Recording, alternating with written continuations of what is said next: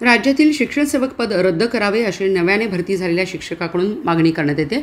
तुटपुंज्या मानधनावर शिक्षण सेवकांना सध्या काम करावे लागत आहे। त्यामुळे राज्य सरकारकडून शिक्षकांची आर्थिक पिळवणूक सुरू असल्याचा आरोप करत राज्य सरकारने तातडीने शिक्षण सेवक पद रद्द करावे, नसेल तर त्याचा कालावधी कमी करून मानधनामध्ये वाढ करावी अशी मागणी शिक्षण सेवक कर्मचाऱ्यांकडून करण्यात आली आहे। सरकार दरबारी या मागण्या मांडण्यासाठी लवकरच राज्याचे शिक्षण मंत्री आणि राज्यमंत्री यांच्यासह शिक्षण क्षेत्रातल्या मान्यवरांच्या उपस्थितीत शिक्षण सेवकांची राज्यस्तरीय शिक्षण परिषद घेण्यात येणार असल्याचे देखील शिक्षण सेवकांकडून स्पष्ट करण्यात आले।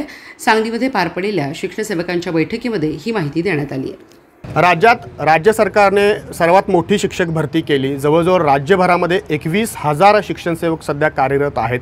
हा आनंद शिक्षण सेवकांचा तात्पुरता आनंद होता, कारण या 21,000 शिक्षण सेवकांना 700-800 किलोमीटर दूर अंतरावर जाऊन त्या ठिकाणी केवळ तुटपुंज्या मानधनावर उदरनिर्वाह करावा लागतोय। हा खऱ्या अर्थानं या शिक्षण सेवकांचा आर्थिक नुकसान करणारी बाब आहे। या ठिकाणी आर्थिक पिळवणूक या शिक्षण सेवकांची होते। त्यामुळं आमची राज्यभरातल्या शिक्षण सेवकांची मागणी आहे की हे जे शिक्षण सेवक पद आहे की जे 2000 साली सुरू झालेलं होतं ते आजही सुरूच ठेवलेलं आहे राज्य सरकारनं, ते तात्काळ रद्द करावं। जर रद्द करता येत नसेल तर त्याचा कालावधी कमी करून मानधनामध्ये वाढ करावी आणि हे मानधन जवळजवळ 40,000 इतकं करावं अशी आमची मागणी आहे।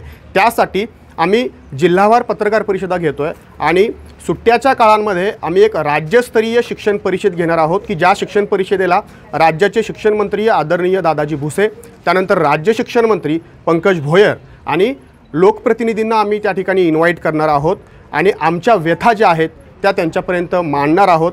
जर हे शिक्षण सेवक पद रद्द नाही केलं किंवा मानधन नाही वाढवलं तर आम्ही याहीपेक्षा वेगळ्या भूमिकेत जाऊ, एवढाच इशारा या निमित्तानं आम्ही देतोय।